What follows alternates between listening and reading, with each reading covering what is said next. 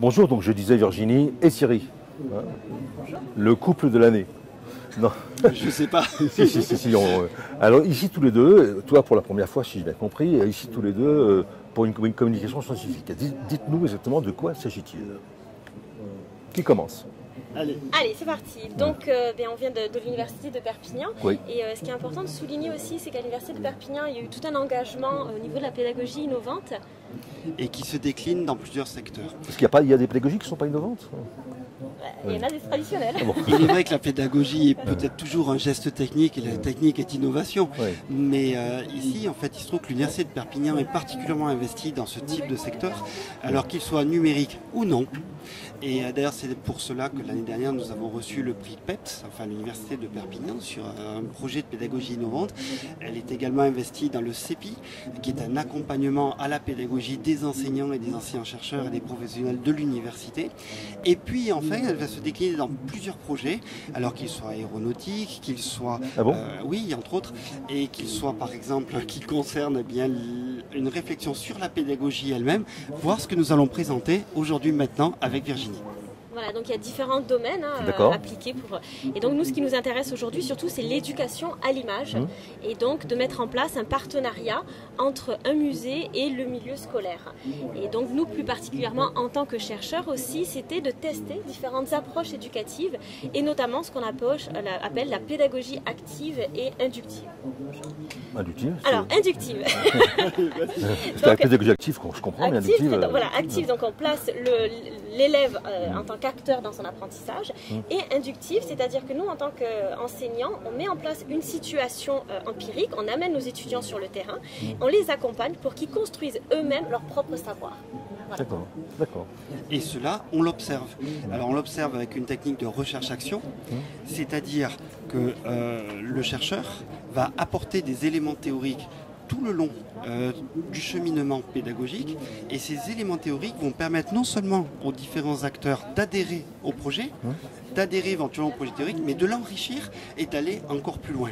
Alors la chance que nous avons, c'est que l'université de Perpignan a soutenu ce projet, et c'est soutenu par la présidence, par le décanat, par la faculté de lettres et sciences humaines, et grâce à ça, nous avons pu mobiliser différentes composantes sur ce projet unique.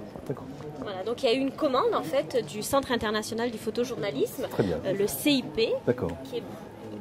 Allez-y. Non, mais quel est non, j'ai compris mais quel est le lien avec l'événement sur l'image qui se passe particulièrement à Perpignan là?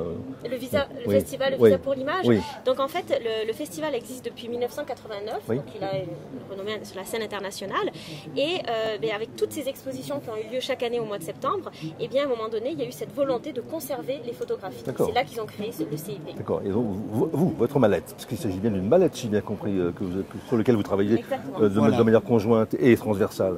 Alors c'est effectivement une mallette, sachant que Visa, depuis des années, depuis très longtemps, propose une semaine scolaire, une semaine pédagogique, d'éducation à l'image auprès des publics scolaires. Oui, je connais bien ce festival parce que pendant un moment de ma vie, j'étais coordinateur du CLEMIS de l'Académie de Versailles, et je connais ma collègue du CLEMIS de Montpellier qui a beaucoup travaillé à vos côtés aussi. Et donc la demande consistait à la fois à proposer un support clé en main pour Visa, pour les enseignants, pour ce public scolaire, et d'autre part proposer un support pour les activités culturelles du CIP. D'accord.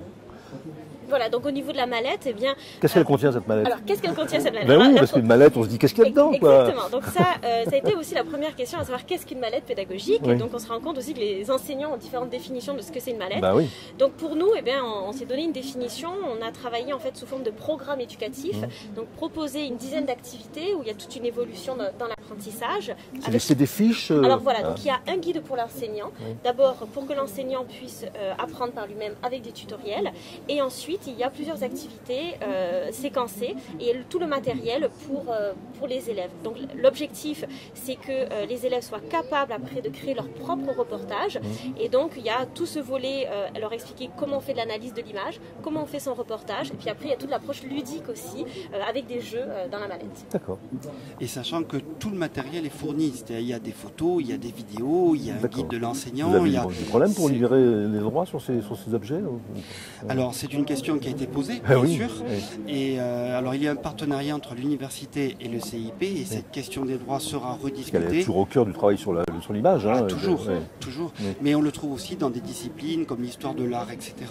Où aujourd'hui un certain nombre d'images ont été faites, par exemple de poterie, d'objets, etc. Et où chaque fois, même pour des communications scientifiques, le droit à l'image est une question qui est systématiquement Bien sûr, posée. bien sûr, bien sûr, bien sûr. Donc, juste une dernière question peut-être. Cette manette pédagogique, très bien, j'ai bien compris de quoi il s'agissait, mais le lien avec le numérique et puis cet événement, sur le lien avec la thématique peut-être, du partage et puis de l'échange. Vas-y. Alors, le lien avec le partage provient notamment, et c'est ce que nous avons présenté donc, au colloque scientifique, du partenariat entre à la fois plusieurs institutions, plusieurs composantes, plusieurs acteurs. Et en fait, nous sommes dans une situation particulière de partenariat pédagogique. Alors, c'est pas nouveau le partenariat pédagogique, Non, on en fait non, tout non. le temps. Oui. Mais en revanche, là, ce qui On était ne peut pas travailler seul. on ne peut pas travailler seul. Mais en revanche, là, ce qui était nouveau, en tout cas pour nous, et je crois pour beaucoup de gens, c'est que nous avions là un partenariat entre, d'un côté, une institution muséale, mais là, Oui. c'est Virginie l'expert, Oui. et d'autre côté, donc une institution éducative comme D'accord. l'université. D'accord. Un mot là-dessus? Non. Oui, donc l'idée aussi dans le cadre de notre communication, c'est d'essayer de penser ce partenariat D'accord. pédagogique et de voir en fait les différentes étapes et de concevoir ce processus comme une médiation culturelle et là de se situer nous-mêmes Bien aussi sûr. dans cette création Bien de sûr, ce bien sûr. partenariat. J'ai parfaitement compris. Je pense que nos auditeurs, nos spectateurs ont compris aussi. Merci à vous, tous les deux, Merci beaucoup. et bonne communication.